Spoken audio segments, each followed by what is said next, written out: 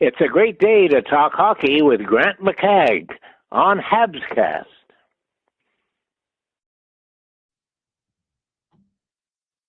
Welcome back to Habscast. It's a fine day indeed. Saying here that there's an error occurred. Wait a minute and then try again. It's for X. I guess uh, um the X streams aren't working right there these days. That's okay. We got people tuning in on YouTube, and that's what counts anyways. Elon doesn't give me any money, so uh anyway, um great day to talk hockey as always. By the way, I've talked to the young lad, and I'm gonna try to do podcasts here at 7 o'clock at night. He's usually not here, and he's kind of agreed to it. So I am going to be doing podcasts as often as possible. Obviously, when the Habs are playing again at 7 o'clock on game night, I won't be doing podcasts at 7, but as often as possible, just so everyone has you know, there's a set time that I'm doing these. Right, I will be doing the vast majority of my podcasts at 7 p.m. It seems like a good time to do it. Yeah, it means I got to start missing Jeopardy, but I guess I'll tape it and watch it later or something like that. Uh, you know, gonna have to change my habits a little bit, but um, 7 p.m. is when you can expect to see most Habs cast now, and that gives people a specific time that they can tune in, right? So I hope that that works for most of you. I've found that the 7 p.m. Time slot has been pretty popular here. We've been getting 4,000 plus views on YouTube for recent podcasts. So here's hoping that that works for people. Hey, what are we usually doing at 7 o'clock? We're watching a hockey game, right? So you get your meal out of the way and get at it there, and and hopefully a lot of you will keep tuning in, and I hope that helps. Because I've been asked in the past, like, do you or can you do them at a set time or whatever? But um, I'm going to try my best as often as possible to do podcasts, Habscast 7 p.m. Eastern time, and I hope you can join me. Hey, see, $20 for getting a schedule. Yes, next caps. I don't quite understand that, but I do understand getting $20, and I thank you very much, Mark. Anybody else happy about that? Want to send me money? I'm, you know, I welcome all and any donations. Thank you. Topic du jour. Well, there's a couple here. Alfie, Alfie. We're in the nation's capital here, and that's kind of been a pretty big. Um, um, baseball caps. Okay, all right. I don't know. We'll see. Still haven't got a. Um, hey, listen, if you own a print company out there, you know, custom printing, get in touch with me. See if we can do some kind of a deal here. Um, yeah. So Alfie leaves Ottawa, Ottawa to go to Toronto. I mean, wow, what a friggin' two toonies and a loony from Sheldon. Two toonies and a loony. Thank you, Sheldon. Rob the piggy bank again, eh? I appreciate it. Um, that just kind of floored a lot of people. Like Tina, Tina is a Sens fan, and she was upset when Alfie left to sign with Detroit. Kind of forgave him eventually. Came back and was an assistant coach, and now he goes to the hated rival Toronto Maple Leafs as an associate coach. Like, from assistant coach to associate coach, I mean, it's a little step up, but come on, really? I don't know. Alfie looking after Alfie, right? Um, I guess his young lad, from what I hear anyway, he's got a young lad that's playing in the GTHL this this year, and he wants to be, he would prefer that his young lads living at home. So in that sense, I get it. But at first, it was like, what the hell? I know he's friends with Matt Sundin, all this and that, but um, anyway, that was big news in the nation's capital there this week that Alfie, So what's up next? Is Ottawa going to reciprocate and hire Darcy Tucker or Shane Corson to be an associate coach? Stay tuned, folks. But yes, Kappy, my buddy Kapanen. Last year at this time, I did a video. It might have been August, but it was in the summer, and I said Kappy can be the second line center for the Habs, and it was one of my most popular. I think it got more views than any other podcast that I did last summer. A lot of people weighed in. Some media folks weighed in. Didn't necessarily agree with. Thought I was a little crazy. I showed video. I watched Kapanen for 3-4 years. I would not doubt that I scouted Oliver Kapanen more than any other person on the planet. Like, I saw over 100 of his games, probably close to 200 since his draft year, and just loved the way he thought the game, especially away from the puck. I just always thought like he really was sound defensively and played a mature game from a very young age. Now,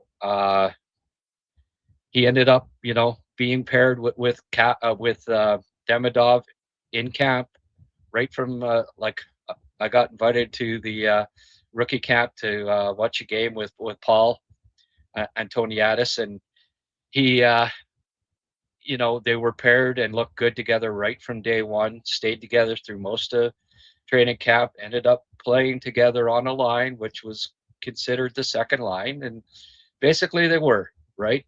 I mean, Demidov was second in scoring in the rookie race. Kappy for most of the year led all rookies in goal score. It was Schaefer and him battled, and Seneca battled all year for the goal scoring lead.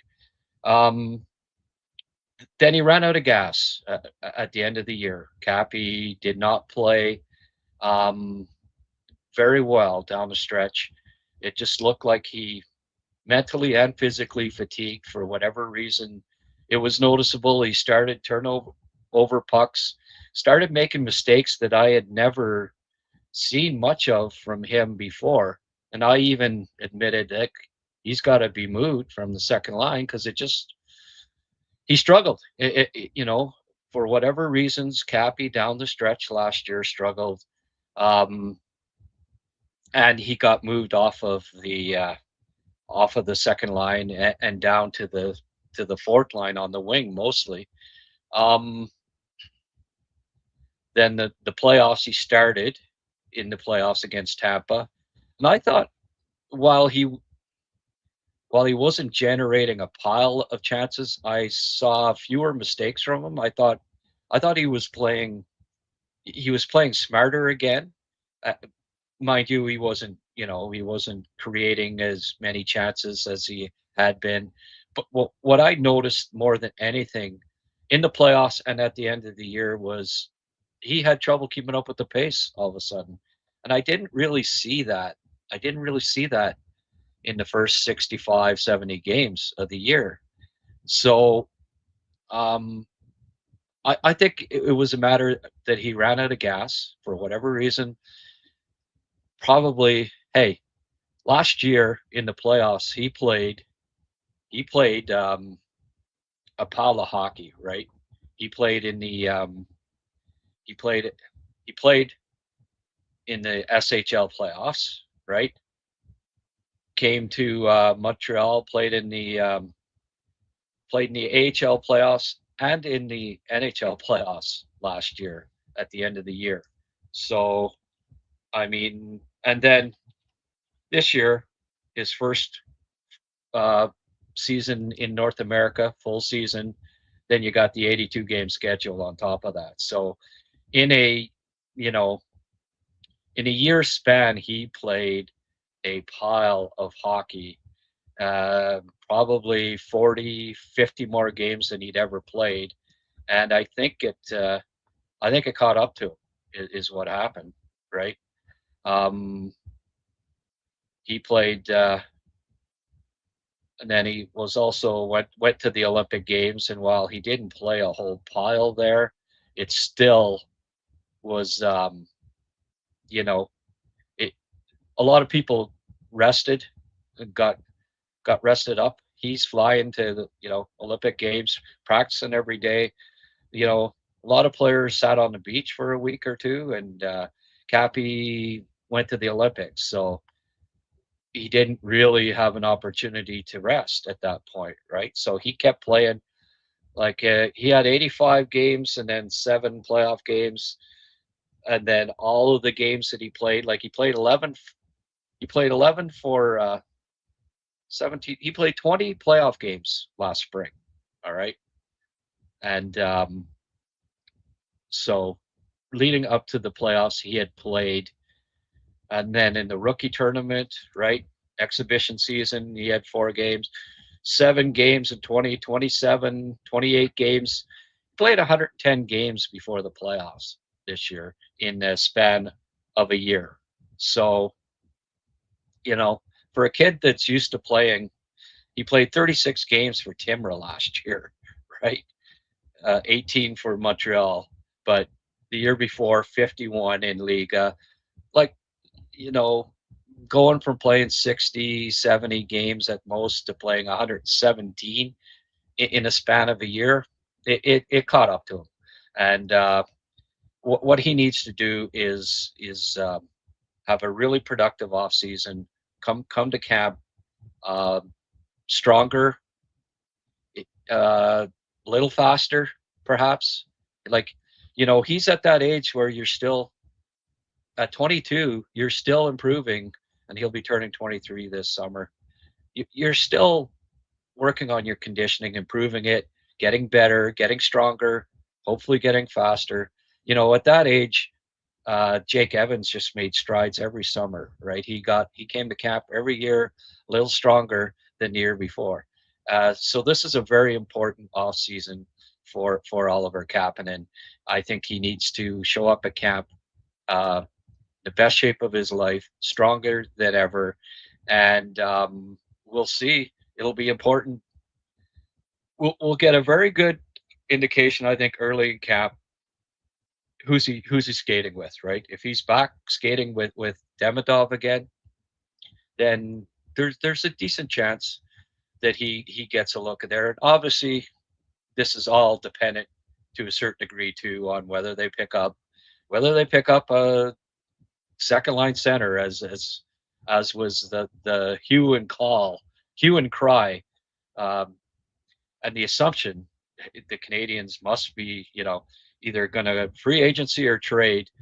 The expectation was at the draft maybe they trade for a second line center, then between the draft and start a free agency, trade for a second line center, maybe free agency, try to sign somebody that could fill that second line center spot. But as you can see, certainly with the free agents that are left right now on the board, there's no legitimate second line centers that you can sign as free agent. NHL teams don't let those guys go to free agency as a rule, right? So it's looking more and more, and all the rumors are that the Canadians haven't been like in this offseason. Has there been any rumors that the Canadians? There have been no centers that they've been rumored to be going after. It's Marchenko for the most part, right? It was Nyes apparently at the trade deadline. So I don't know how actively Kent Hughes is shopping for a second line center right now. So why is that? Does he think the Kappy can do it again, can fill that spot. Demidov and Kapanen had quite a bit of chemistry for the majority of the year. They, you know, and bear in mind they were rookies in the NHL. Yes, Demidov, hell of a rookie, but he was still a rookie. And, people downplay Kapanen getting 22 goals, saying, "Wow, he did it playing with Demidov." Well, yeah, he did, but he still had to score the goals, and he played. They played really well together. It wasn't like it was just all. And I think 70% of Kapanen's goals, the first assists weren't Demidov, or 75%. So it's not like Kapanen could only score goals thanks to playing with Demidov, right? And then Ivan, he wasn't bad in the playoffs, but at the end of the day, he scored 3 goals in 19 games not playing with Kapanen. So it's not like, you know, uh, uh, it's not like Demidov's production increased when he was taken away from playing with Kapanen. He was less than a half point per game in the playoffs, and playing with Kapanen for 70 games of the regular season, he was about 0.8. So he basically had half the production playing away from Kapanen than he had playing with Kapanen, which tells me that they kind of they have some chemistry together. And also you got to consider that you know they had a slew of line mates playing with them too. And that's, I think, maybe what the thinking's been here from Montreal's standpoint. If they have indeed been going after wingers more so than a center, is thinking, well, year two together, right? Kapanen had the ups and downs as a rookie. Demidov was a rookie. They'll both be better next year. Get them with like a Marchenko. Have Kapanen and Demidov in their second years playing with a legitimate second line winger all year. Maybe Kapanen scored 25 to 30 goals playing with a Marchenko and Demidov all year. So maybe that's the thinking here. But also, if they don't get a second line center, and I did do a podcast about this a couple of weeks ago, you know, by committee here, right? Doc, as some have been mentioning, he's still in the. They traded when they traded Alex Romanov to the Islanders. It was to pick up what they thought would be their future second line center behind in Kirby Dach. You don't give up a top four defenseman for a 13th overall draft pick and not be and then trade it for a player that, unless you think, and hey, Dach was a top 3 pick in the draft, so the expectation was that he would be second line center, 6'4", bring size, right, all of that. So he's also in the mix. Like this, I've been saying that Kapanen has to get stronger and faster in the off season. It's the exact same thing for Dach, right? This is a huge off season for him. My last podcast, it was talking about why did Dach do this? Why did he go to arbitration? And it's been revealed that it was a two-way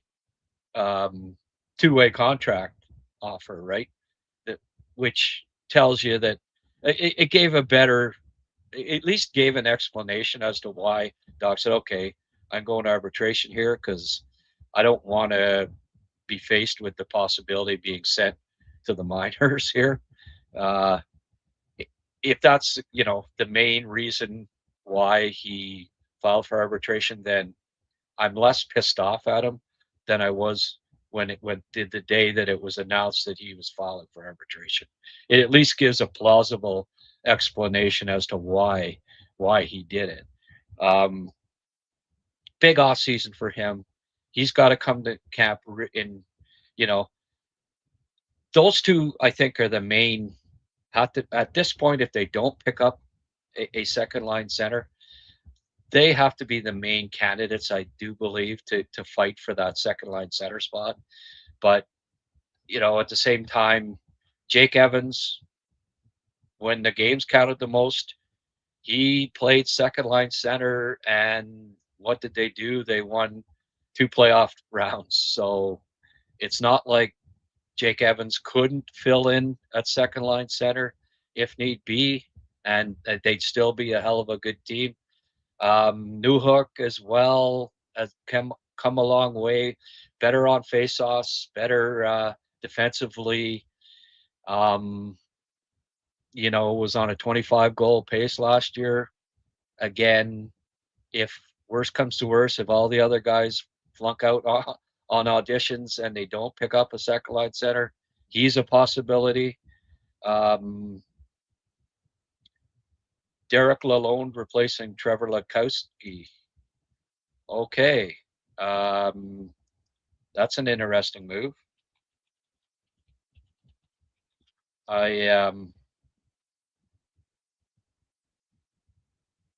When was that? Okay. Well, there we go.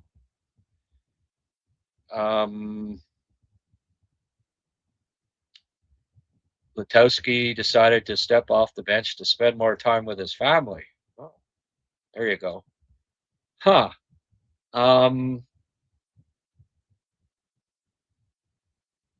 don't mind that. I don't mind that hire. Hey, a former NHL head coach. I think they could use a little more experience behind the bench there. Thank you for that news, by the way.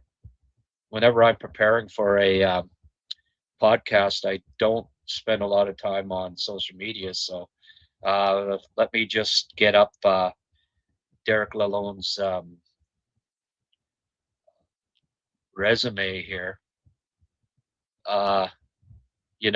Letowski, at the end of the day, they didn't really have anybody with a whole pile of coaching experience, and that behind the bench, and that was one of the issues, complaints that people had.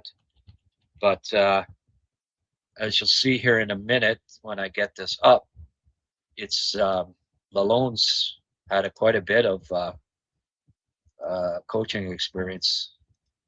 So I like that.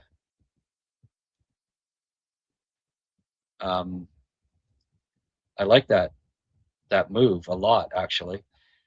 So 2003-04, he was at Ferris State University 3 years, the University of Denver for 5 years as an assistant. And of course, they're always great. Won a championship with Green Bay Gamblers in his first year in the USHL. 3 years as head coach there. 2 years ECHL head coach. Then 2 years AHL head coach. So you see right?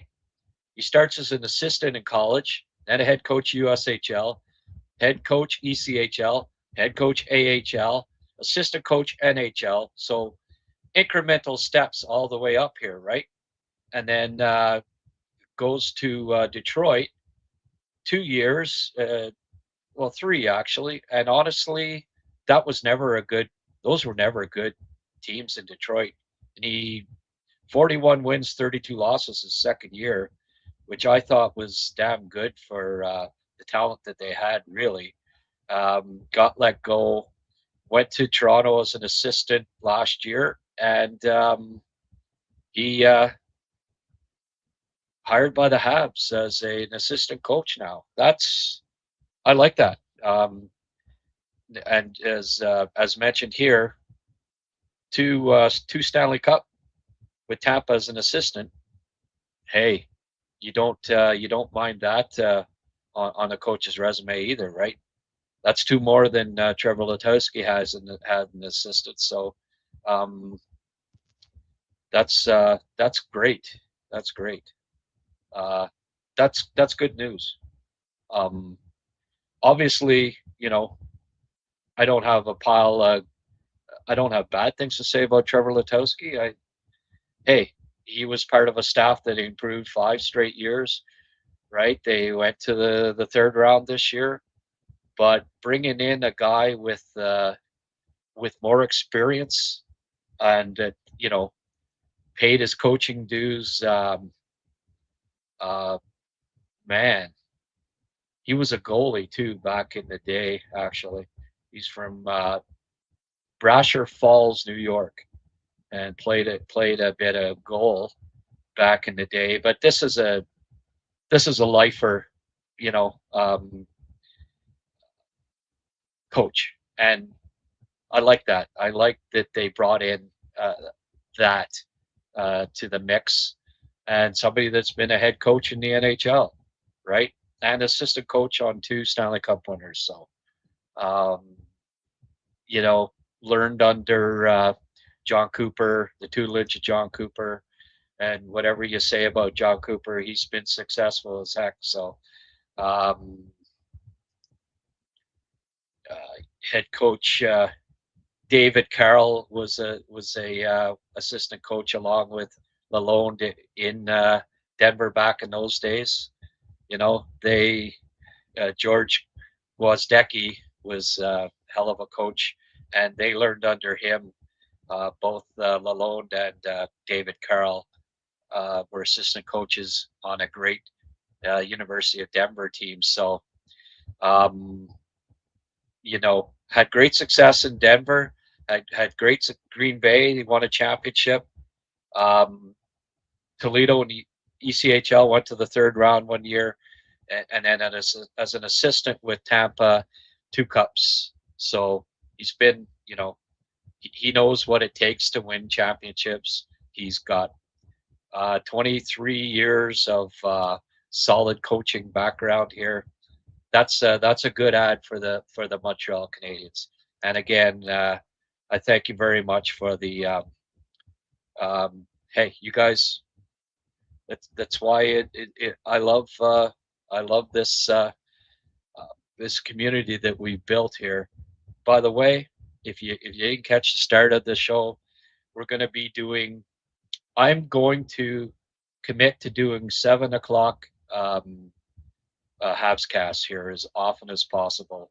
Obviously, on game night, once the season starts, when the Habs are playing, when they're not playing on the West Coast, when they're playing 7 or 7:30, I won't be doing Habs cast, but I might even try a couple of maybe watch the game, do a podcast, and have a live. We'll see as this season goes along.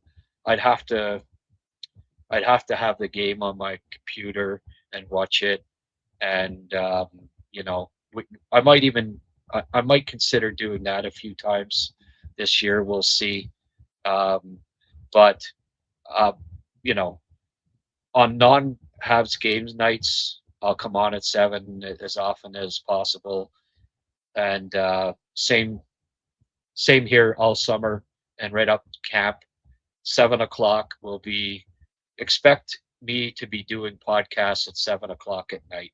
So that gives people a set time. They can tune in. I think 7's a good time. Hey, we find time to watch a hockey game at 7 o'clock, right? So if you can find the time to tune in to Habscast Live, the more the merrier.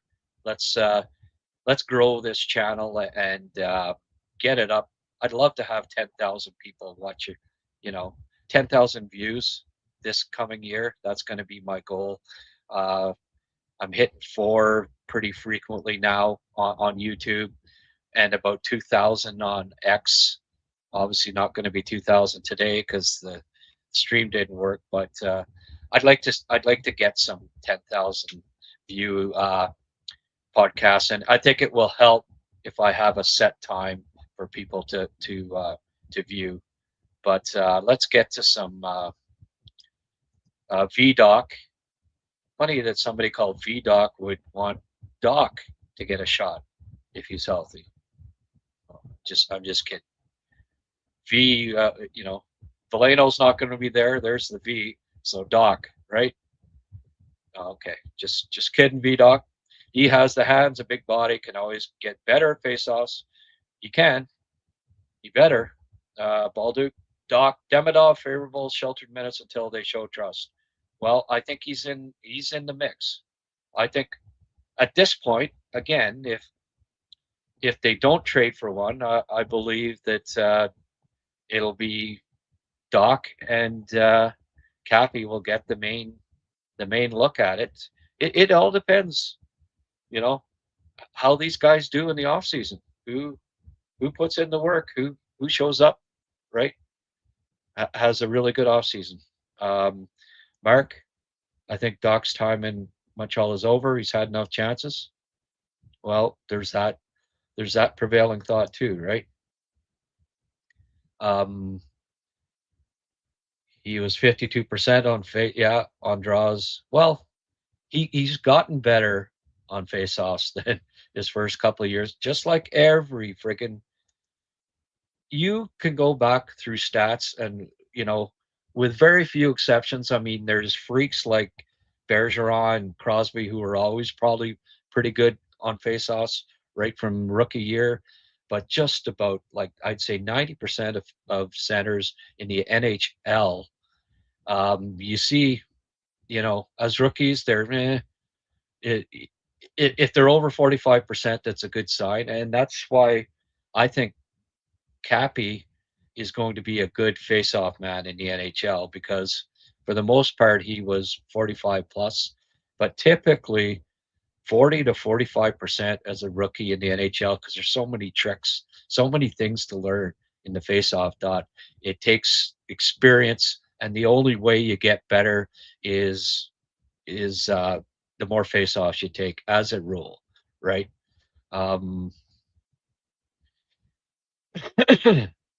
So Doc, I mean, losing those 2 years hurt him too, right? He couldn't be taking face-offs, practicing them. But I expect, well, we've seen it with Newhook, right? He improved his face-offs. Suzuki and Evans are now 50, 50-ish, 50 a little better. When they first came into the league, they were not, right? They weren't 50% face-off guys. So it's a learned skill, and it takes time. No question in my mind, Kappy should get another shot at 2C. It's up to him whether he keeps it. Yeah. Yeah. So if I get some Habs cast caps, I still wear my recruits ones that I had made up. Who's going to buy a cap? Like, is it worth my while to I don't know, get 50 made up? Thing is that you gotta ship them out. Probably be like, I mean, I'd have to charge like $30 or something, I would imagine. Who's gonna dole out $30 for a Habs cast cap other than Mark? I know Mark will, because he's the one that keeps bugging me about it. But I don't know, if we get an outcry, get some caps, Kapanen caps, then I'll look into it a little heavier.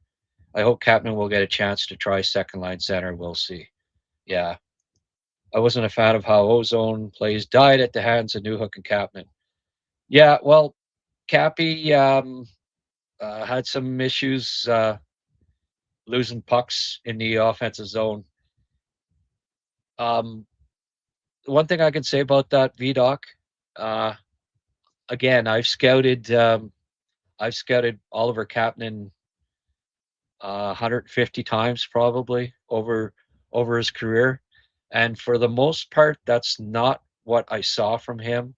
He's usually pretty pretty damn good at, at at keeping possession of the puck and making the right play. He is creative. I think last year, hey, we've got to remember here, uh, like we saw it night after night. He was up against Crosby's line. He was up against Matthews' line. He was up, and especially on the road, you know, they the other teams matched up their top lines against these rookies, and he faced top lines game in, game out, and yeah, his advanced stats weren't great. Yeah, he lost pucks in the ozone at times, but you know, playing center as a rookie in the NHL is a tough task. There aren't many that excel in their first years. Like you even look at the $18 million man there, right? Leo Carlson. I know he was younger and all that, but and I mean I can bring up a lot of examples. Your first year in the NHL, whether it's at 19 or 22 or 21 or whatever the case may be, it's not, like Leo Carlson had 29 points, as a rookie in the NHL, and 45, 20 goals. Well, Kapanen in his first year had 22 goals, 40 some points, right? So, I mean, he I saw it for 3 years where he didn't plays didn't die on his stick in the offensive zone like they did last year. And I think it's more than anything, it's just him having to adjust to less time and space, right? Just like every young player that comes into the NHL, you're playing in the top league in the world, and there's less time and space. There's more skilled players, there's bigger players, there's faster players. Uh, it's an adjustment. There's an adjustment period there. We've seen improvements in Newhook in that regard, um, but Newhook's been in the league 5 years now. Kappy, no, it was his first. It was his first year in the NHL. Like he played 18 last year, but it was fourth line on the wing, and I expect that he'll adjust. He'll keep adjusting, and he does have um, creativity in his game. Like he uh, in Liga 15 is he's always up until last year he always had more assists than goals. So it's not like he can't make plays. He's fully capable of being a good playmaker, and I think that will only improve with time, and especially if it's playing with Demidov again. We'll see. We'll see. Um, yeah. Well, we'll see. BDoc. I don't know. Like for Kapanen to tie the all-time most goals by a rookie center on the Habs with Jacques Lemaire as a rookie, I don't know that it's the wrong chair. I'm not convinced of it. I think there's more to give from Kapanen here. I think um I mean the goal scoring was impressive, but I think that there's more playmaking that to come here, and that that part of his game will improve.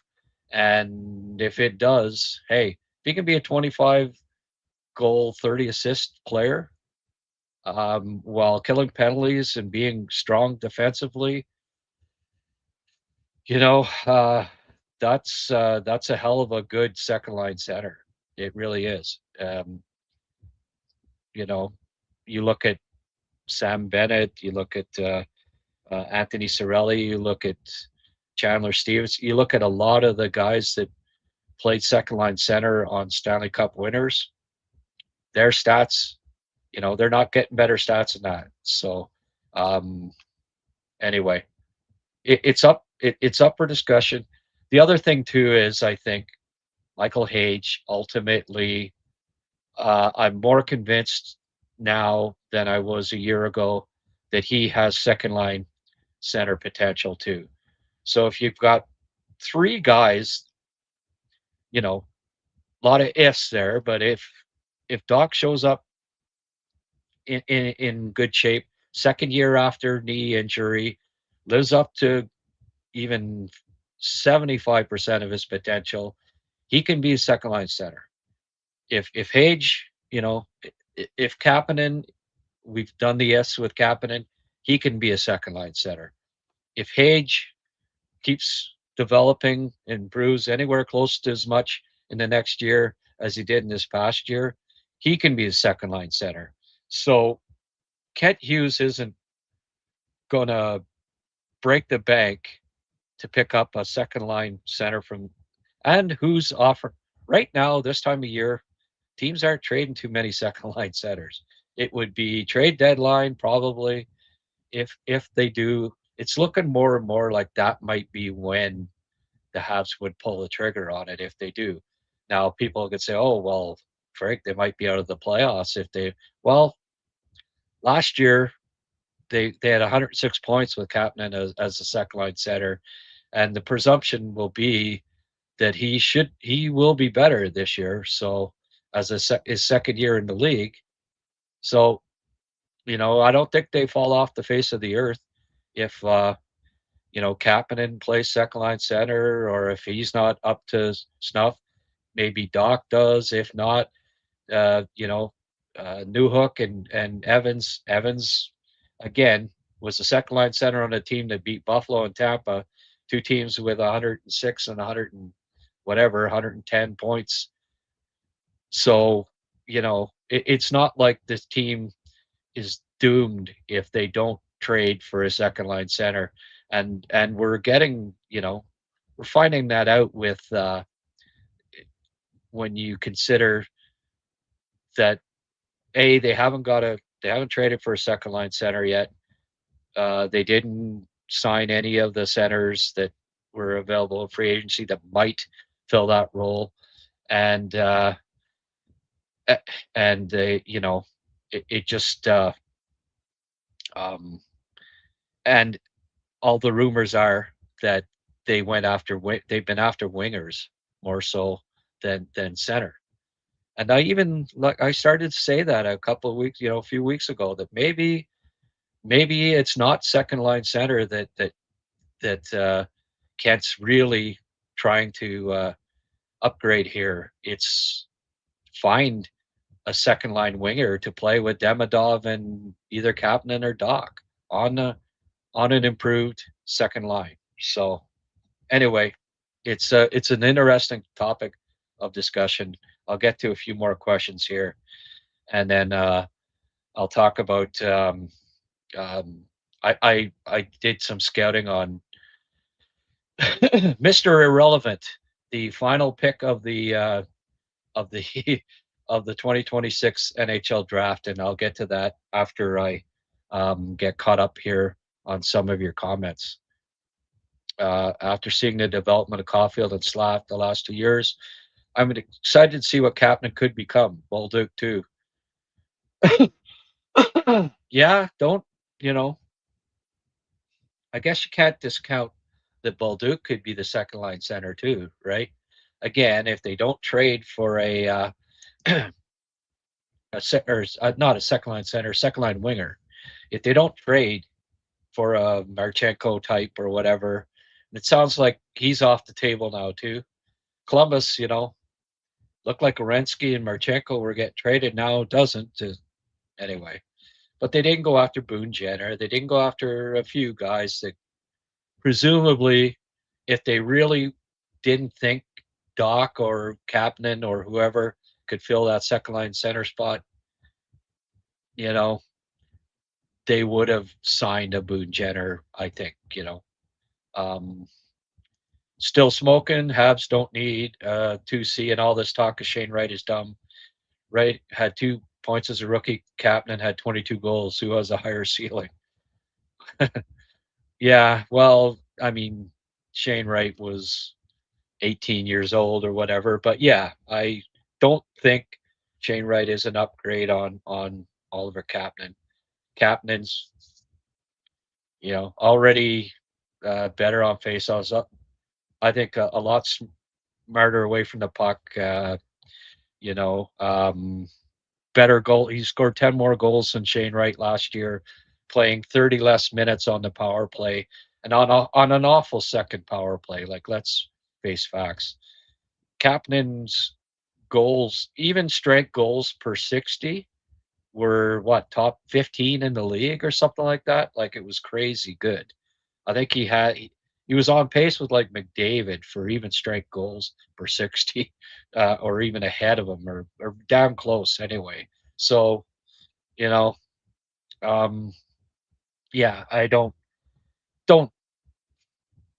Shane Wright. Like, I just, when he glared at the Kent Hughes on draft day, like that that ended any potential, you know, of him ever being traded for by Kent Hughes. I think, like, I don't know, somebody glared at me like that for not picking him because you picked the better player. That I wouldn't be banging the tables and we got to get this guy. There's a high character guy. No, stay away. Bolduc intrigues me. He can score. I hope it will start translating in the NHL. He has his moments of skill. Yeah. Conditioning will be the key too. I think we can rock with him for another season at 2C. Okay, Chris. Glad you agree. Now we know why Doc did what he did. Yes. Yeah. Now we do. Am I the only one who thinks the people pushing for a right trade are nuts? Nope. Catman had really strong biometrics this season. Considering his low time on ice, 88th percentile for most 18 mile per hour speed bursts, 81st for 20 mile per hour, 66th for 22, and 60th for top speed. There you go. But at the end of the year, Francois, he was clearly um, having trouble keeping up with the pace. That doesn't measure. I'd be curious to know, game 20 and games 80, the difference, because it was noticeable that he was behind the play at times. And that wasn't the case throughout the year, as these biometrics prove, Francois. Thank you for those. Thank you for those numbers. Totally different subject. Derek Lalonde replacing Trevor Letowski, eh? Yeah, we did. Thank you again for that update. Watching the Ruck brothers in Pittsburgh. Yeah, we'll see. They're, they, I don't know. It's like having two Corey Locks, Corey Lock twins. Lead junior in scoring, can't keep up with the pace. We'll see. We'll see if they can, but they wouldn't be the first guys to lead junior in scoring and not make an impact in the NHL. They are going to have to get faster, both of them, and especially Marcus. But hey, if they do get that skating up to snuff, they might be a fun duo to watch in Pittsburgh. Pittsburgh they've needed to do it for friggin', since drafting Crosby and company. They've needed to draft some skill, and Kindell last year, the Rucks, so on. They've done a good job. I don't think it's just a coincidence since Trent Mann got there either, who used to run the scouting for the Sens. Good guy, smart hockey man. They're in better hands at the draft with Trent Mann having a big say there. That was a good hire by them when he left Ottawa. Doc was 0.93 points per game average when playing with Suzuki and Caulfield. Gave us some hope then. Yeah, well, I could average 0.73 points per game playing with those two. Oh, maybe not. Demidov had 2 primary assists on Kapanen goals, no secondary assists. No, no, it was higher than that, VDoc. I went through it, and I think he had 5 or 6. I went through all of Kappy's goals, and Demi set up 5 or 6 of them.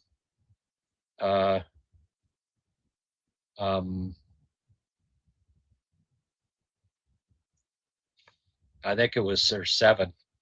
So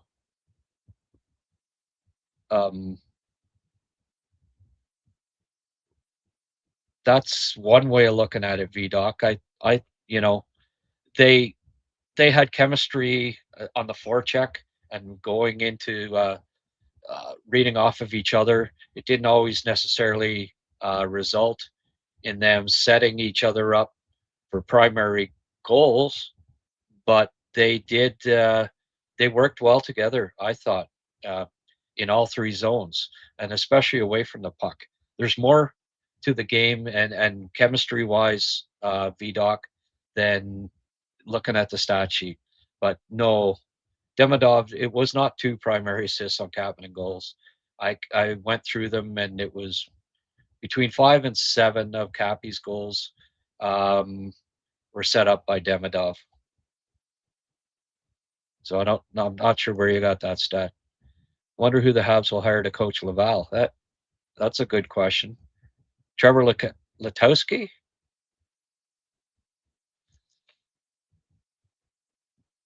All French coaching, I think. Yeah. Lalone coached Chris Kunitz and Paul Stastny in college. There you go. Great decision, Grant, on having it at 7 p.m. Good. That would be 8 p.m.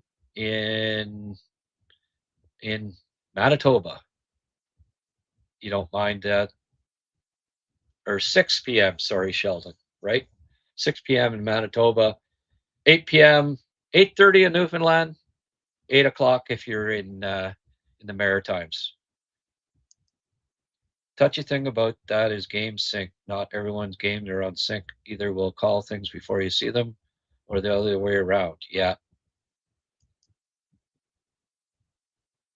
I wonder when the Habs will remove the interim tag off of Marco M. I would think it would be this summer. That's a good question. Demidov and Slav was delicious to watch. Yes, it was. Absolutely. Oh yeah, Reilly Walsh's goals.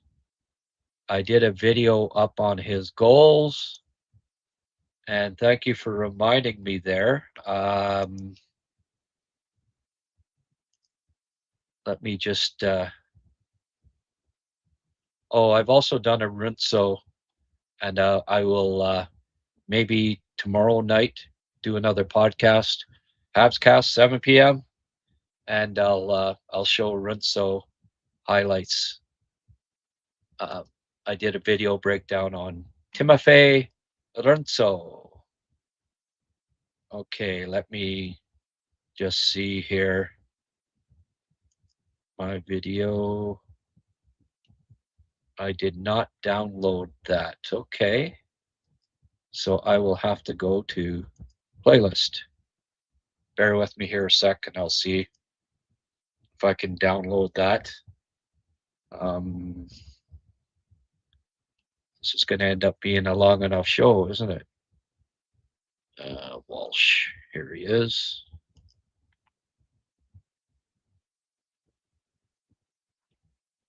I advertised that I would be showing his goals, so I will do so. Don't like to break my promises here. Okay, that's downloading. We'll, yeah, they signed Reilly Walsh today.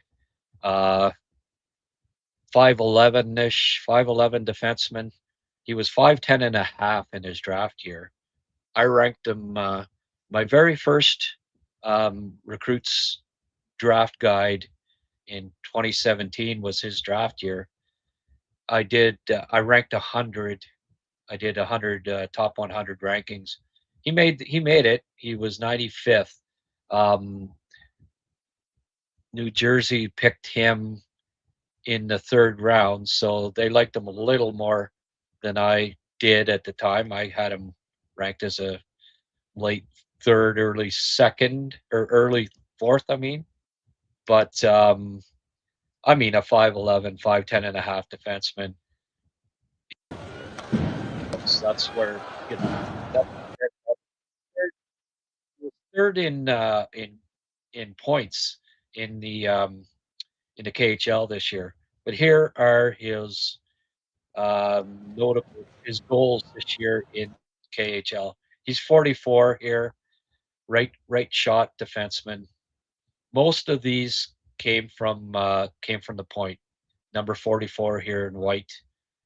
They're a good puck mover, right? He gets the puck back here, moving it around. Bit like Jordan Spence, you know, that type of defenseman. He'll be good. Hey, he'll put up points in Laval this year. There he was in the slot, popping one in. Here he is over. He's got a good one timer. Scored that one. Scored that one on the left wall.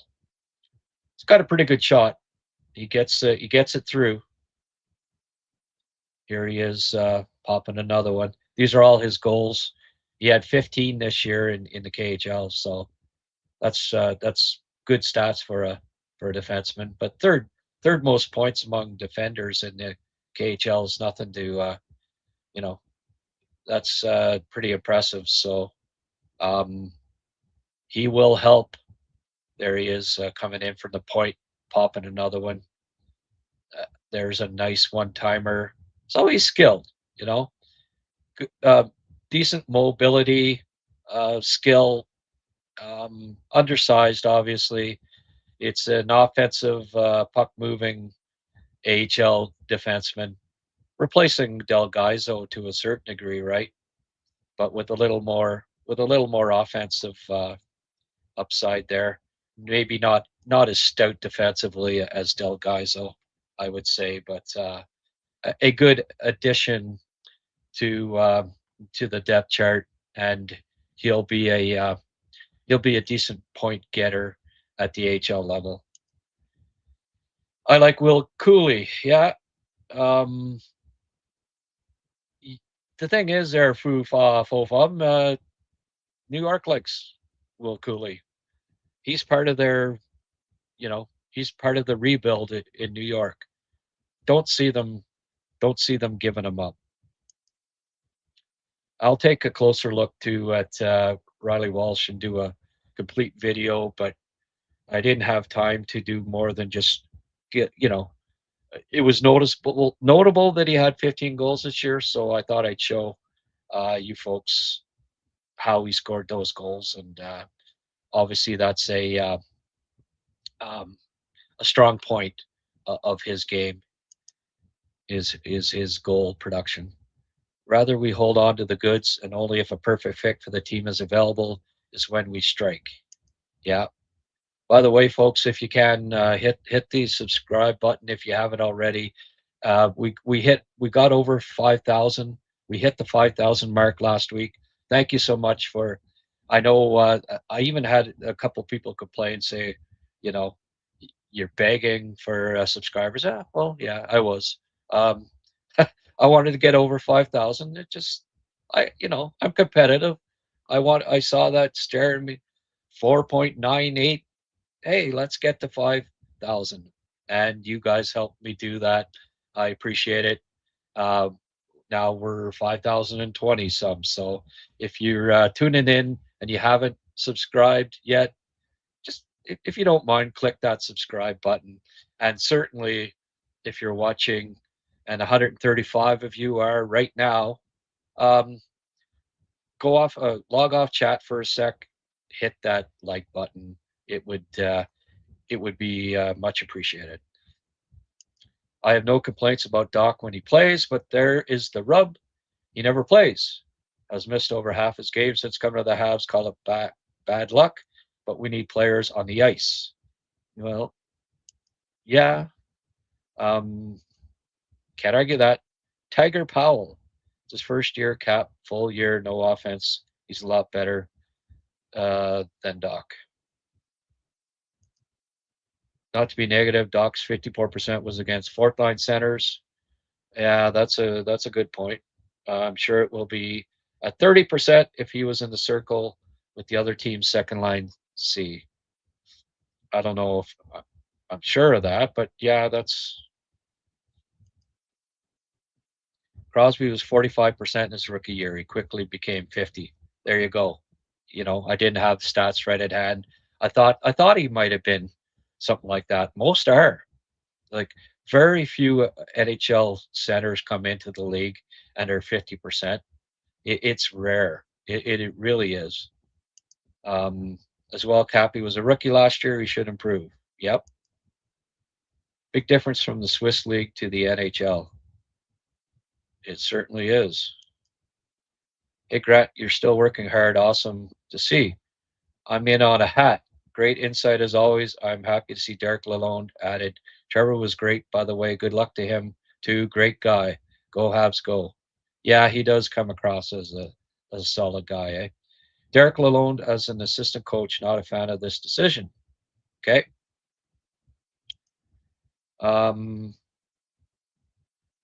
Yeah. Look, Simo, he's not the head coach, right? He was assistant coach on 2 Stanley Cup winners, so uh, I have no issue with Derek Lalonde as as an assistant coach. I like that they brought in somebody with as much experience as him. I'll show this one more time here. This is impressive for me. Started in 2003-4 in the NCAA, coached 8 years in college. First year in USHL, won a championship, went to the ECHL, head coach, went to the AHL. So it was increments, right? Started as assistant in college, head coach USHL, head coach one league up ECHL, head coach one league up AHL, assistant coach, best league in the world, 4 years, won 2 cups. Detroit coach 3 years and or two and a bit, and then Toronto last year, and now with the Habs. So no, I like that resume. I really do. He's won. Didn't always win, but he has won, and he's got a pile of coaching experience. And I think they needed that behind a bench with, let's face facts here. Robida and Marty had never coached in the NHL before they became coaches with Montreal. So getting somebody with they had never coached. Well, Robida had coached like 2 years or something, and Marty had coached Pee Wee. So getting somebody with 23 years of a solid coaching experience behind the bench with them, I like it. Yeah. See, Bergeron 49.4, right? Even Bergeron wasn't a 50% guy as a rookie, but you could tell, like, if you can be anywhere close to 50 as a rookie in the NHL, that is good stuff, folks. It's a sign that you're going to be a good face-off man. It really is. And what was Cappy's face-off percentage? 45.3 so far, right? He was 45.5. What was Crosby, Sheldon, as a rookie? 45.5, right? So it bodes well. It does. It bodes well for Cappy being an above average center in the face-off dot going forward. I'm holding faith that New Hook, Bolduc, and yes, even Doc are late bloomers. Yeah, I'm dreaming grad as for Doc. Yeah, well, I've also been around the game there, Hawk U Puck, for 50 years, and I've seen guys. I've been told I'm a dreamer more than once and ended up, it was a nightmare for the person that told me that. So don't count your chickens before they're hatched, hockey puck. He was a top 3 pick for a reason.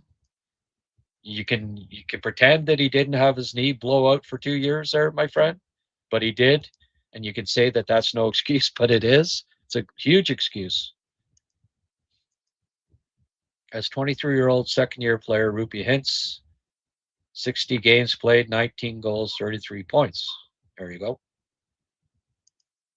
Kappy deserves a chance to prove himself on an offensive role. Kappy struggles at the dot. No, he doesn't. 45.5 is very good. Same as Crosby. So actually, he wasn't bad at all. Compare him to Danault. Danault is one of the best face-off guys in the freaking entire league. Doesn't have to be as good as Phil Danault, the face-off dog. Very few are. So,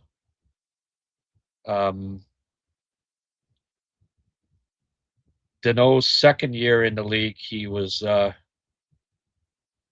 actually, he split 25-26. He was 44% in the face-off dot and got to Montreal.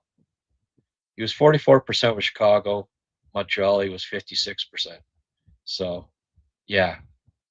But also, let's not forget he had played, he was 22 years old and had played,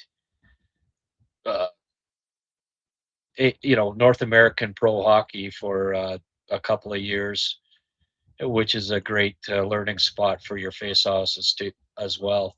Kappy, first year North America, playing center, and they're not as good on face-offs in Europe as AHL and NHL. So Kappy did not have the same experience learning how to take face-offs as Danault did in the AHL for a couple of years. 22 goals as a rookie is very good. Absolutely. You can find Kapanen's goals. It's how his one-timer is a good compliment to Demidov. Yeah, let's remember that Demidov is a play driver, not the center. That's right. Hey, who was the play driver with Cirelli and Stamkos on the line together? Was it Cirelli? No, it was Stamkos. I mean, Kapanen did a lot of things that allowed Demidov to create and to get deep and to be aggressive on the forecheck and stay in deep because Kappy was back covering for him. And yeah, Kappy might have passed it to Hudson, who passed it to, and it wasn't always Kapanen and Demidov assisting on each other's goals, but they fed off each other, and it's the anticipation. It's Kappy sitting back, it's not always about your primary points playing together for there to be chemistry on a line. It's how, it's your play away from the puck as much as it is your play with the puck at times. And it's all got to be, it all has to be taken into account. Players who we draft and develop will most likely keep the trend of signing team and cap-friendly deals, and free agents who really want to win cups will follow suit or lose against us. Yeah. Marty never had the opportunity to show what he could until later in his career, but I get what you're saying. Demidov, you have to envision how lines with Kucherov, Pasternak, etc. are playing. Yes. And there's a good point. And yeah, it most certainly is, Deuce, easier to find a second line winger than a second line center. Just ask Bergevin, remember? Barbashev would be perfect fit to play with Kapanov and Demidov. Yeah. Grant, I can't wait 2 more days. This is brutal. Gregory, waiting for that. Yeah. Hey, I remember the KK thing. I was at, it was a Saturday. I was at a friend's washer toss party at his cottage. And yeah, it was, and then it finally came down. But you're waiting a whole week. Finally, the announcement's made. Oh, they're not matching. And yeah, it can't be easy. And then you hear different things, right? They're going to match. They're not going to match. One insider, Friedman, says, I think they'll match. I don't think they'll match. And yeah, it can't be easy for Flyer fans to be sitting there waiting a full week. I don't know why it has to be a week. You can make the decision in a couple days. Why wait a week? Corson is joining Toronto Maple Leafs. Patty Corson is, in fact, the new Leafs' new cheeseburger nutrition consultant. Wow. There you go. Right is the wrong choice. Right doesn't have the character to be a have. We're getting lots of comments here. Well, look, I'll get caught up here, but Tyler Deakos, folks, Mr. Irrelevant, the last pick of the draft. I am impressed. I've looked at all of the Habs prospects from the draft, and he's early on here. He's one of my favorites. This kid's he's got an interesting. He's had an interesting journey. He was playing AAA midget hockey last year. You know, so it's been quite a trip for him. He played Airdrie's CFR Bisons, AAA hockey last year, and it was his draft year, so no wonder he didn't get drafted, right? Played 2 games for Drumheller. Started this year with Drumheller Dragons in the AJHL, okay? Had 8 goals in 10 games. I looked at some of the video, and he was dominant. But then he goes to Waterloo in the USHL. Point per game, which for a rookie in the USHL is really good. I don't care what age you are, but 17 points in 19 games. But then got hurt in January. So, wasn't looked at last year, obviously, at all. Goes to the AJHL, so he wasn't looked at the start of the year by scouts either, right, in the AJHL.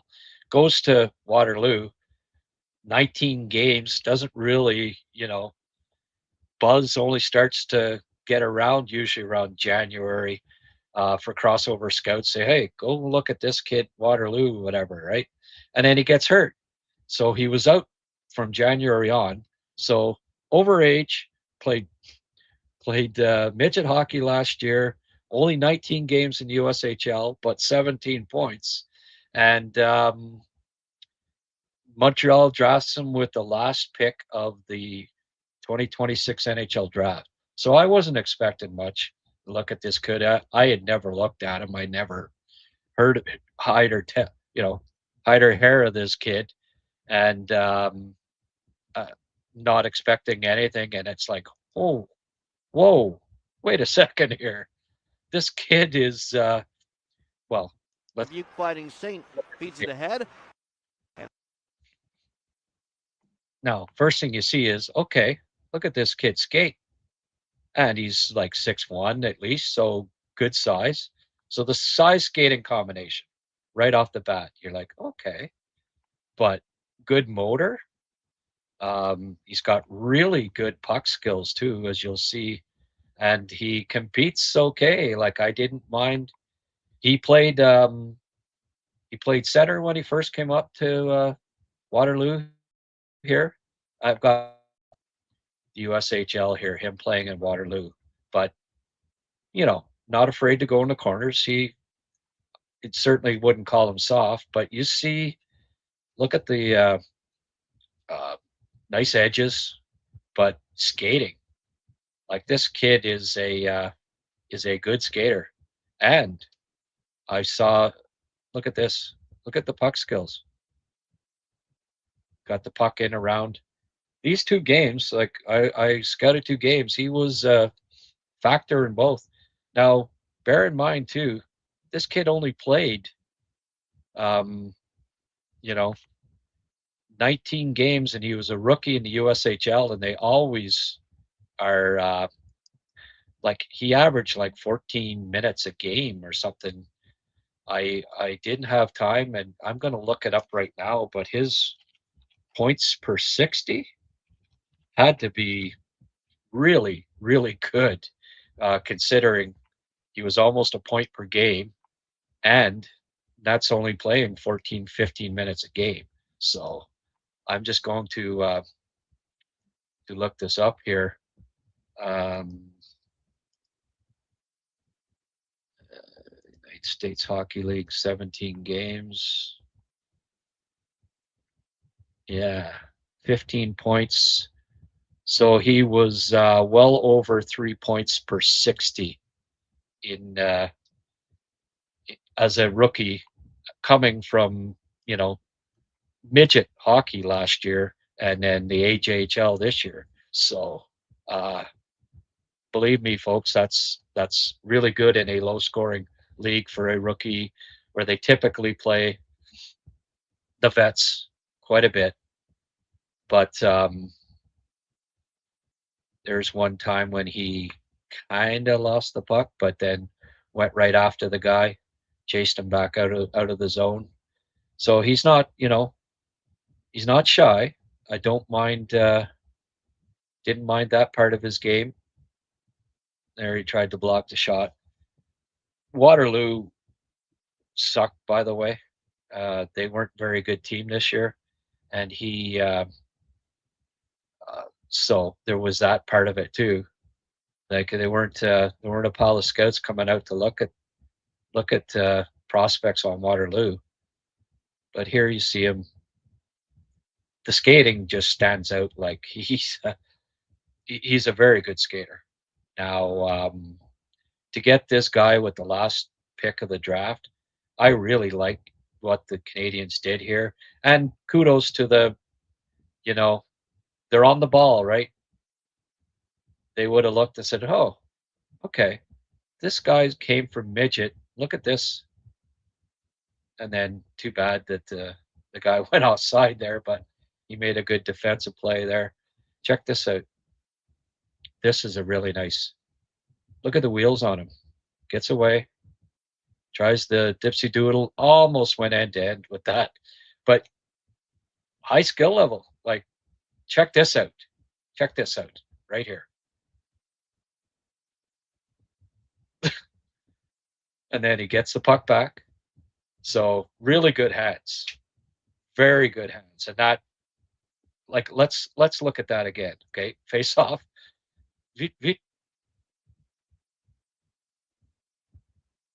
That, folks, is skill.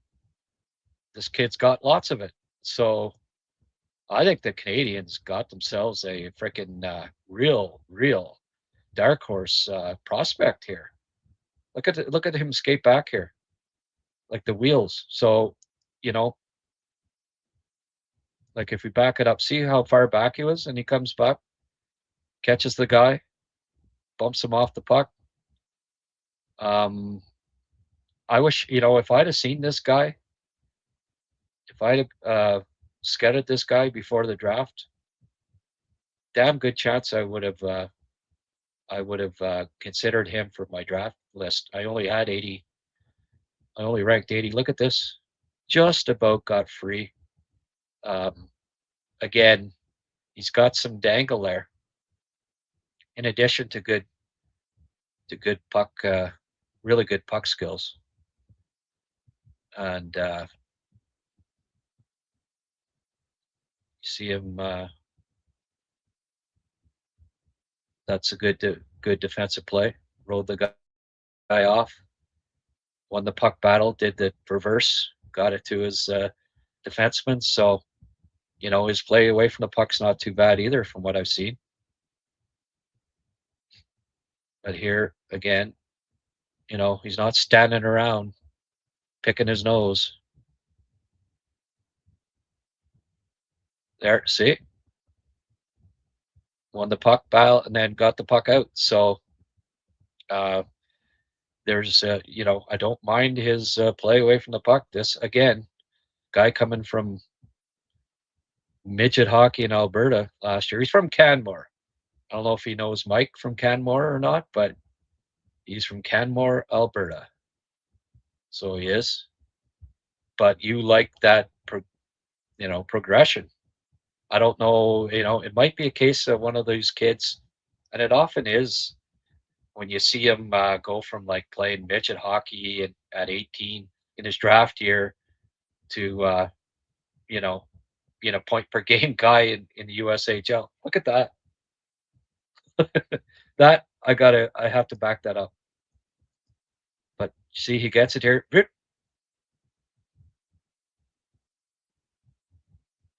I was like, whoa, really? The Habs got this guy with the last pick of the draft? Yeah, sure, he's a year older, but skill is skill. I don't care. I don't care what age you are.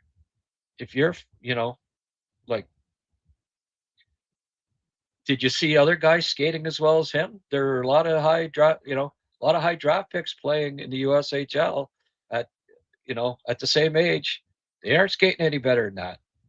Like he's a good skater at any age. Like the kid could, he's a good skater in the AHL right now. Like the kid can skate and he's got length there. I think what happened here probably was that he had a growth spurt. You know, he was playing midget hockey last year, may have been like 5'10" or something, and then, you know, the 3-inch growth spurt. Um, you know, was skilled and comes back. He plays, starts the year in Alberta Junior Hockey League, is tearing it up, and you know, goes to the USHL and is very good there too. I'm really excited about this kid. I think the Canadians, uh, you know, hey, they've got a history of it, folks. Like, look at this 7th round draft success. Okay, 2014, Jake Evans, 418 NHL games, 207th overall. Caden Primo, goalie, 58 NHL games, 199th. Raphael Harvey Pinard, 85 games, 201st overall. Luke Mittelstadt, he looked pretty good, and you know, he got regular. He was an AHL top 4D last year when he came in as a rookie. Uh, Pretty impressive. Good 7th round pick. Rasmus Bergquist, regular in the SHL at 20 years of age last year, 224th overall. Maxon Vig, he's I really liked how he looked last year. Vig, sorry. NCAA top 4D, averaged 18 minutes a game, 209th overall. Now, Tyler Deakos, USHL, almost a point per game, last pick of the draft. Total 562 NHL games since 2014 with 7th round picks. One team in the league, folks, had got more NHL games out of their 7th rounders. That was LA Kings, 924 NHL games. So, yeah, it's been two different scouting staffs to a certain degree, although there have been some guys that have been around for that whole time. But the Canadians have had a knack for drafting well in the 7th round. When I found out that they had like three, you know, 7th round picks, I didn't have an issue with that to share. And sure as hell, they, with the last pick of the entire draft, they pick a real dark horse. I think I've got another one here. Like this guy excited me. Okay, like let's you see the skill. Like first shift, I went okay, because I mean I looked at started looking at Parker Trache and I said, oh, okay, next. Uh, you know, I mean, I'll eventually do a video on him, but he didn't excite me nearly as much as this guy. I think the Canadians, for the second year in a row, or second out of the last 3 years, sorry, went with a kind of a nepotistic pick there, thinking, well, he could be anything like his grandfather, Ryan Trottier, just like Atos Koivu, and could be anything like Saku, and ended up picking a guy higher than probably should have. But hey, when all's forgiven when you end up picking a gem like this in the 7th round, because look at okay, I already looked at this one, didn't I? Play in the Well, prior games. He joined the Hawks. Let's have a look here. Sorry, that was the same video. See, when you don't number them, see what happens? But this is just so you know, it's not just a one-game fluke, folks. Let's have a look. Let's have a look at what all he did in this game now. Here he is, his play away from the puck. Wouldn't call him, obviously be work to do, but again, coming from, I like how he covered the guy there. He works. His positional, his smarts are good. Like there's potential here away from the puck too. Especially again, I'll keep mentioning it, but from where he came, right, playing midget hockey, got the puck out there. He utilizes his speed not only offensively but defensively throughout these highlights. Look at that's a natural skater. And again, he's at least 6'1". Like there's a nice length there to him. Won the puck battle, got it over. You can probably tell that I'm kind of excited about the potential of this kid. There he gets in, gives the guy a cross check, gets cross checked back, draws a penalty. Gotta like it. Get under the skin. LaPointe, by the way. Yeah. There he gets ran over. He'll have to put on a bit of, needs to add a little bit of beef, but look at this. He got hit, so he goes and, oh yeah? Well, I'll go nail your friggin' defenseman. So he's not a wallflower. Can take a hit and then dish it out right after. Didn't go slinking to the bench like Shane Wright used to every time he'd get hit. I don't want Shane Wright. You might have noticed that. You might have gotten that hint. Ever since, in his draft year, saying, I think I play like Patrice Bergeron. It's like, are you friggin', talk about having a high sense of self-worth there. You think that you play like Patrice Bergeron. There's a goal he scored in this game. Went to the scoring area. Look at that shot. That's a goal scorer shot. And that was on, who's the goalie there? Just going to back it up a bit, but it's a Pradle, who's a really good NHL prospect. Look at that. Bing, top corner. So he's got a good shot too. Here he is again. He works. So he competes. I don't know. I think the Canadians, they do their homework, right? Oh, well, last pick of the draft. Why don't we get this guy who barely got scouted? I bet you they did their homework. And, that's one of the things I like about Bob Rov. He does a lot of legwork, a lot of homework. And of course, they've got good scouts in the States there, the regional guys, and they would have picked up on this guy. But here, there was an example that he got back into play. Again, I like his hustle. Kid can hustle. He competes. So it's not just skating and skill. He's got some defensive potential there too. Blocks a shot here. Knocks the guy down. So he works. I like his work ethic. Got his stick on the. I like when, a guy's got natural speed like that, he uses it, not only in the offensive zone, but defensively too. And I see that in this kid. So again, maybe it's a good thing that he played on such an awful team because he kind of fell through the cracks here. I love finding guys that got underscouted and maybe folks haven't really been, he's off the radar. Well, this guy clearly was, because if scouts would have really kept an eye on him this year, there's no way that he goes 224th overall, because there might be 60 kids with more skill that went in this draft. So anyway, I'm quite impressed, and I look forward to scouting this guy throughout this year and hoping that he,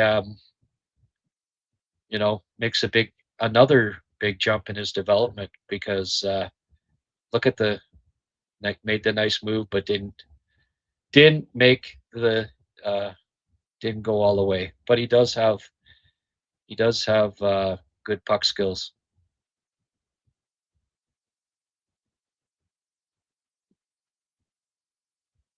There's one where he gave the puck away to end the game, but that was basically the one mistake that I saw from him in the game. So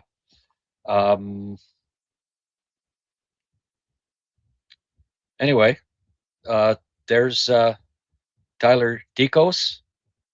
I'm impressed. I think the Canadians got a really good value in the 7th round. I think he'll be a very good college player, and you go from there, right? He probably plays another year. He's going to Penticton this year to play in the WHL. So, he went from midget hockey, AJHL, USHL, and now next year he'll be in the WHL. And I think he'll have a very good season in Penticton. And I look forward to scouting him. Presumably he's going to go to college after that. So the Canadians are going to have like 4 years for this kid to develop. He'll be 23, 24 when he's ready to come out. And the Canadians could have, a really good AHL prospect at that point, who you never know. Maybe there's lots of skill there. So great. I'm impressed with that pick in the 7th round with the last pick in the draft. So once again, the Canadians, the more I studied this draft, I like Runso too. I had a good look at him. He puts passes right on the tape. I'm not going to have time to bring his video up today, but I'll do one. I'll focus on Runso in tomorrow night at 7:00. The podcast that I'll do. So like this video, like this podcast, if you don't mind, hit that like button. Let's get it up over 100. Mark, are you here? You're my like tallier. Can you let me know if we're close to 100 yet? I'd appreciate that, or whoever. Totally great, Grant, about the glare from Shane. Right. Don't want him. No.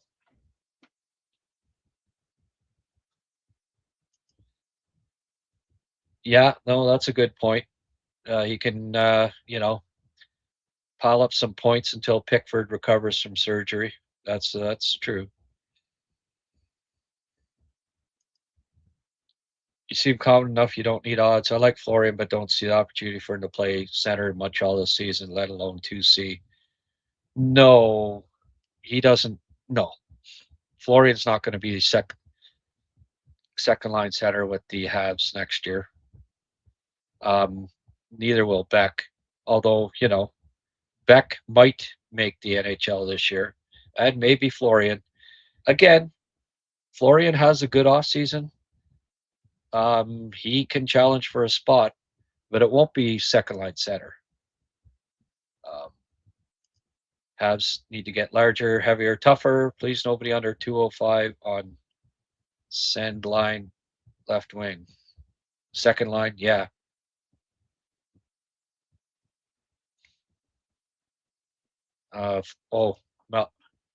Malmation Crunch. Florian will be our second line center this year. I'm calling it.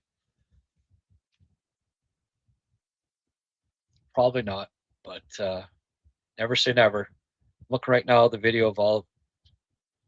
Francois, I'm looking at a video of all of Kapanen's goals. Demidov got an assist on almost all of his goals. Yeah. I don't know. Like, it wasn't 2.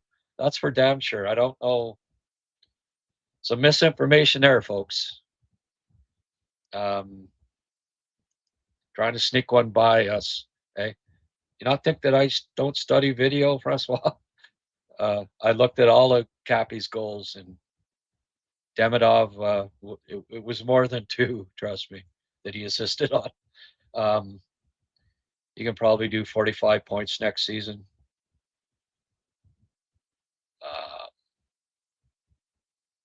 Hey, you get a legitimate second line center or second line winger. If he plays with Demidov, he had 45 points this year, didn't he? Or down close to it. Why couldn't he 37? I don't see why he couldn't hit 50, but we'll see. 45, definitely a possibility.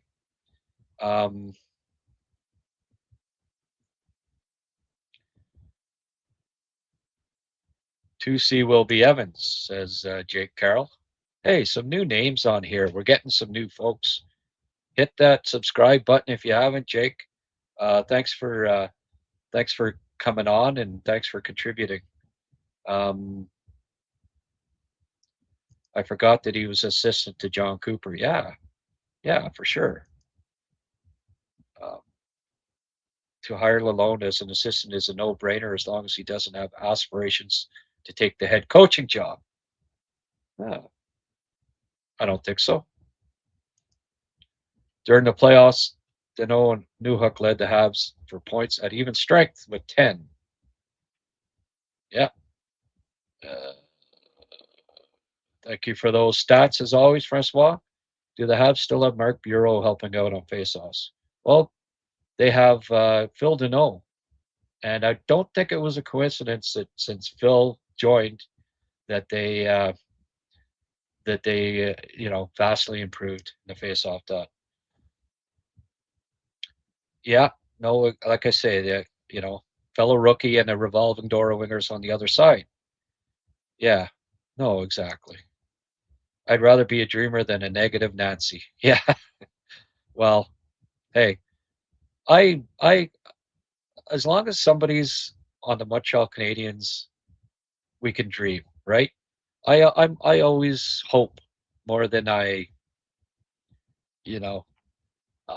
hope every guy that wears a Habs uniform fulfills his potential. I've always felt that way. I hope that Guy Lafleur did after his first 3 years. He got a lot of press, like his first 3 full years in Montreal. It was Lafleur, da, da, da, da, da. He turned out okay. I never stopped hoping that he'd find his game, and one of the greatest ever.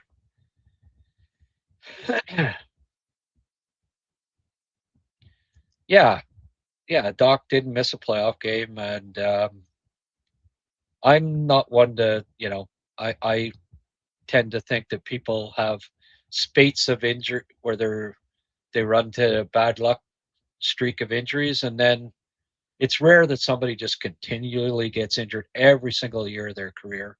It's very rare. Imagine MSL and the team putting up with Wright giving that stare every game.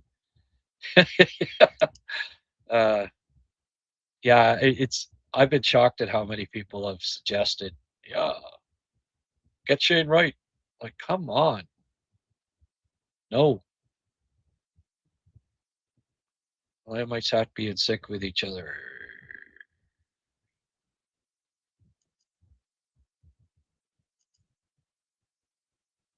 my 2 cents. Kappy, oh my God, kid had 22 goals. What's not like to stay the course and all this doc talk, like he's integrated into the room. He's had 2 major injuries. Stay the course. There's still a lot more there. Viking, love you, my friend, but there's this thing called commas and periods, and if you want me to read a nice long, it's tough. If you don't use a little bit of punctuation, did your teacher, whoever your teacher was in grade 6, give me your name, tell me your name. I got to have a chat with her or him. Deakos missed so many games. Habs found one that went under the radar. 200-foot game. He's there. There's a lot to like there. Very impressive. Yes, Sheldon protects the puck well with his body. Yep. I don't know what his injury was, Ken. I haven't looked into that. He just glides on the ice, very smooth, great anticipation. Yeah. No, there's a lot to like there. I think agents have forced the hand of players look for maximum dollar. Wouldn't be happy as a pig and shit, making 7-9 million playing on team with your buddies going for the cups. Yeah. Oh, thank you. Good. Well, hey, 7 o'clock at night, I'm gonna have scouting tapes all the time. I scout and Habs prospects all the time. Habs junkie, self-professed. So, if you guys keep tuning in, that's 7 o'clock. I'll be doing scouting videos all the time on Habs prospects. I love doing it, and I'm glad that there's people out there that love to watch them. Good to hear someone in the know hasn't written Doc off. No, no. Newbie here, been looking for a few good Habs prospect podcasts that's thoughtful and educated comments and opinions hard to find nowadays. Grant, keep up the great work, guys, and the Habs content. Hey, thank you, Pickerel King, Walleye King, 2112. Are you a Rush fan too? Yeah. Hey, tune in on. I'm going to be doing these at 7 o'clock. I'm committed. 7 o'clock is Habs cast time, except when there's a Habs game. And I mean, it's not going to be every night, but you know me. I do often go 7 nights a week. Um, I live and breathe hockey, live and breathe Habs hockey. If you support me, it'll be great, and we can grow this podcast into something special. It already is, but just keep ascending here. Sheldon, yeah, he does have a decent work ethic. He skates really well. He's got nice hands. Like him. I like him a lot. Yeah, I was aware that Rammer had retired, and reminds me, I have his, I don't know if he still got his Habs email, but I need to send a message. I imagine he still does for a while, and I have to wish him all the best in retirement. We did email back and forth quite a bit. I did interview him once. They let me do it once, but Trevor introduced Rammer to me at a couple of hockey games. Trevor Timmins, and really nice guy, super nice. He was a really good prospect developer, but I'd send him videos of prospects all the time and talk to him, and he was a fan of Kapanen too, and he thought, yeah, you're on something there, Grant. This kid is a good player, and he was under. I said for 3 years that Kappy was underappreciated. I always have him ranked ahead of Beck, and people Thought that was a bit crazy, but anyway. Rammer, hey, I don't know if they're going to get another guy. They've got Frankie Bouillon, right? Frankie takes over the main job now, but they might hire another guy, but Frankie now is the main guy. Underscouted guys are hungry for ice time in higher leagues. That's like Galley. Yeah. Maybe Owen Beck. Yeah. Well, I did mention Beck's in the running. It's very important, I should say, Sheldon. It's a very important training camp for Beck too. 71 likes. Come on, folks. Let's get that number up to 100 here. I'm going to go a little bit longer, but I have to take Chester out for a walk. He's got to get his night walk. Can't go out during the day these days. So freaking hot, isn't it? Crazy hot out there. Crazy heat these days. No, we're up to 5,030 subscribers.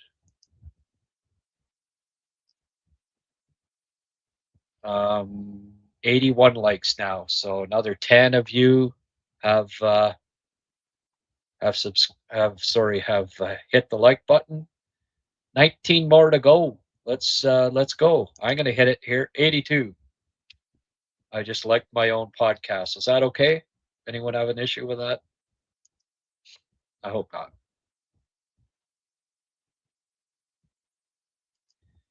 Florian can definitely play on the wing this year. Yeah, he might.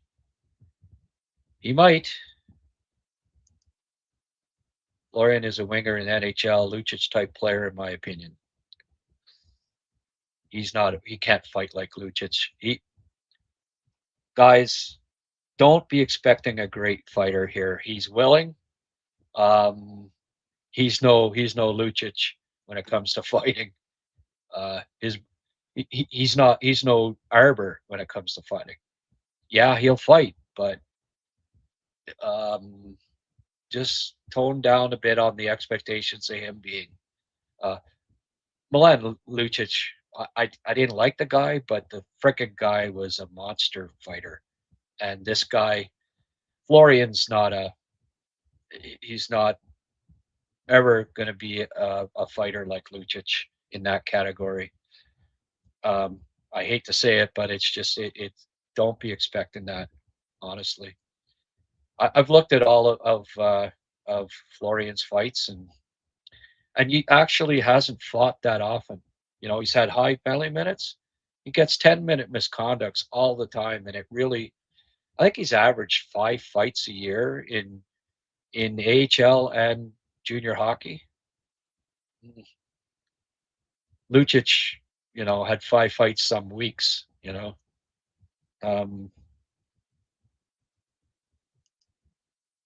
understand fans are anxious for a big name, same history every year. We have a good squad and it will improve every year. I have doubts. No doubts, yes. Could the Habs not offer sheet Fantilli?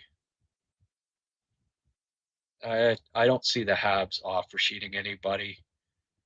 It would have to be a ridiculous amount. So you've got Adam Fantilli making double what all the Habs bigwigs are. I'm sorry, but that just wouldn't go over well in the dressing room.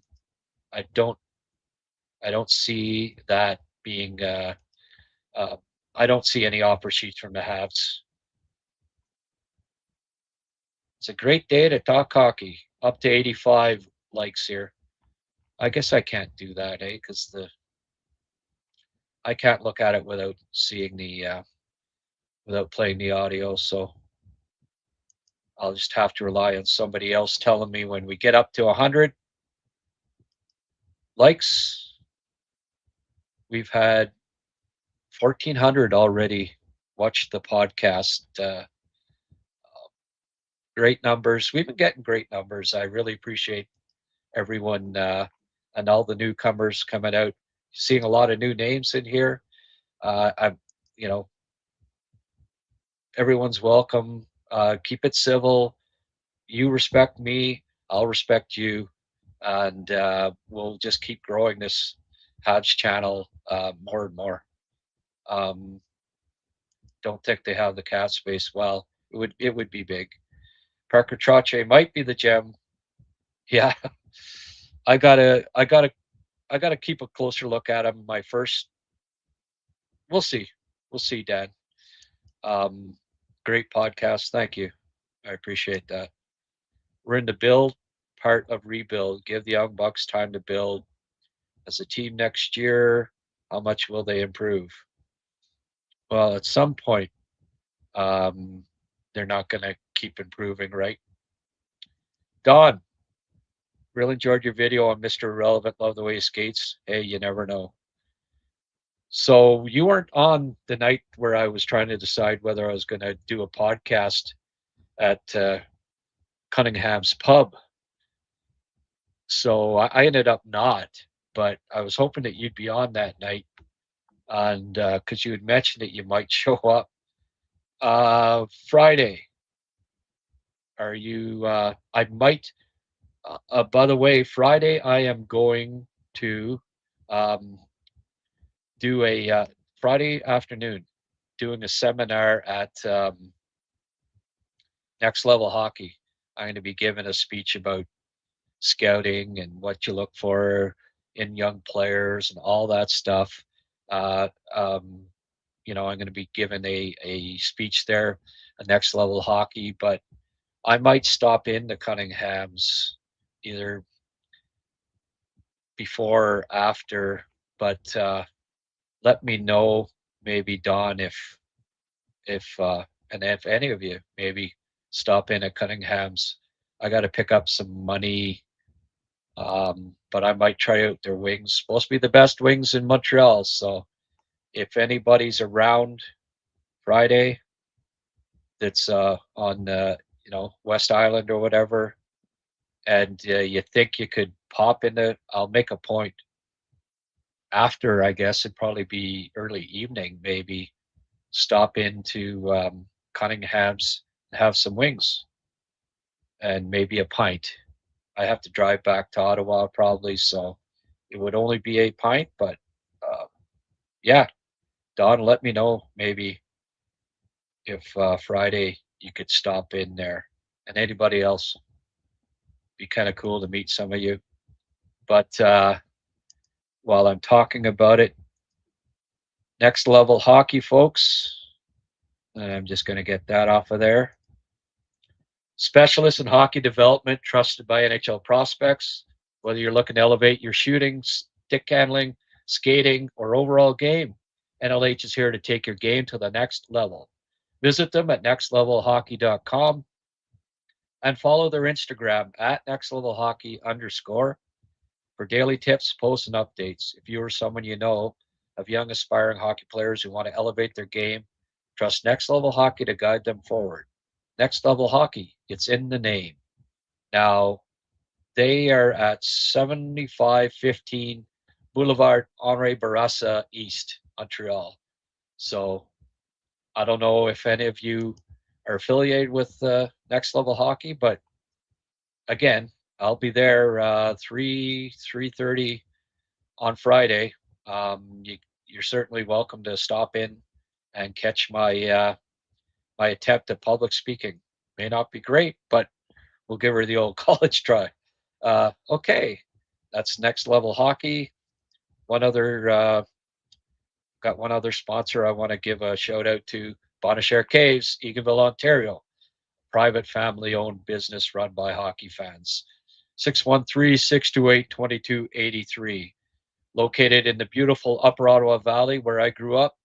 Here's a picture of Chris and his wife in the caves, pointing at some stalactites. It's well lit throughout. Guided tours, planking all the way through. BonachareCaves.com. Take a look at their website. I think you'll be really impressed. But great place to go. Great tourist destination. I don't know if any of you have done it yet or plan to, but it'd be great if you do. Tell them that you saw it on Habscast and ask for one of my books, Valley Snapshots, which they have available there free. Okay. So any of you go to Bonachère Caves, it's basically it's free admission because this hockey book's worth more than it actually costs you to take a tour. Can't beat that, right? Ray Shepard, Ted Lindsay, all sorts of famous NHL guys from the Ottawa Valley that I featured in my book. All right, let's get this off of here. Oh, there we go. I'll get back to a few comments, but I'm going to have to pack it in here very soon. Oh, I got overtime pay from Mark. $25 from Mark today. Thank you very much. I wish it would 5 different people gave $5 instead of Mark contributing so much, but thanks as always, Mark. You've been such a great supporter of Habscast since day one. Has anybody asked if it's possible for the Canadiens management to refuse the arbitrator's decision? How does that work? Locked into whatever the arbiter decides, or they can get a deal together beforehand, before arbitration. Grant, I feel people are being a little disingenuous because if you let Kappy play and give him the opportunity to succeed, he will be fine. He scored over 20 in his rookie year. Well, I hope he gets a fair shot. Paul Byron, probably a candidate for Amher's job. Yeah, that could be. That could be.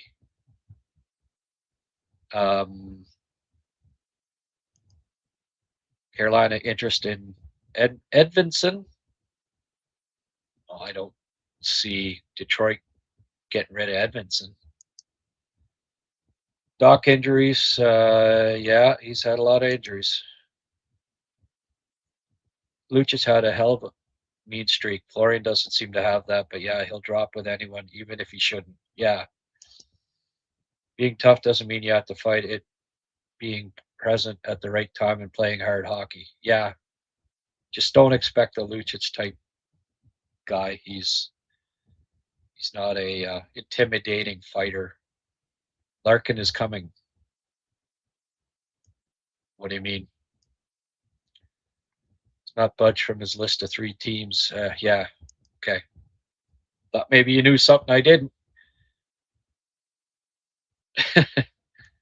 Yeah, it helps if you win your fights. I'm off until August. We'll be heading to see you before I return to work. Beer and meals on me. Okay, good stuff. Rumor was that Carlson offered 4, offer sheets and a bunch of other teams. Almost no chance the Habs can do something. Yeah.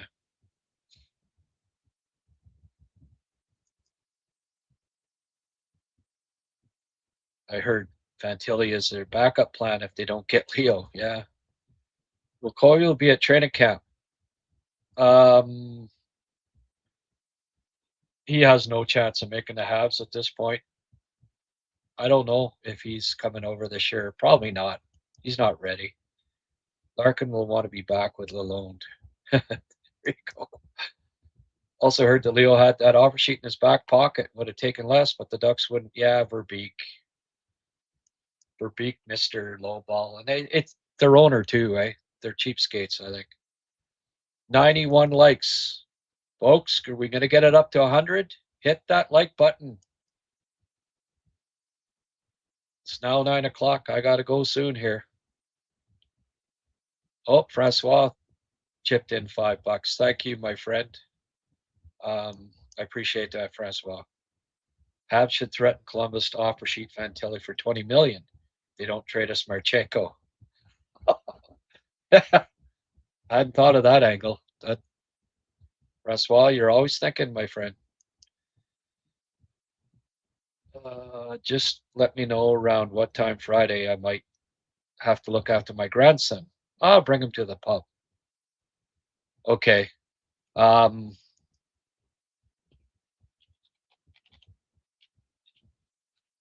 looked you up there, Don, to see if you had ever subscribed, and you hadn't. So I didn't have your email. But here's mine. Why don't you send me an email, Don? That's my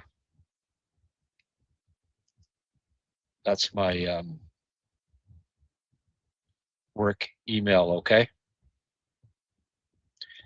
Even after arbitration, you can still negotiate. Yeah, that's right.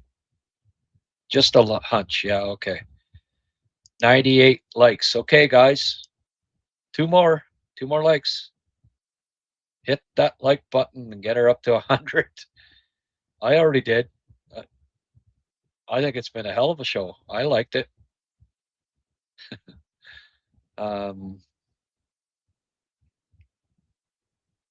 101. There we go. Did it. All right, folks. My butt is getting sore here. Hey, these 7 o'clock shows are going to work, aren't they? Pretty happy about 103 now. Good. Pretty happy about this. Look at this. 102, 103, 104. Good. Keep coming. Great support. Thank you so much. Gonna do. I've got a video on Runso that I'll do tomorrow night, and we'll have more Habs talk. Okay. Keep having a great summer. Thanks for a great show, and thank you everyone in chat. Great talk. This community rocks. Couldn't have summed it up better myself. Okay, everyone. Thank you so much, and we'll see you here tomorrow night, 7 o'clock, because it'll be a great day to talk hockey on Habscast. Thanks again. See you tomorrow night.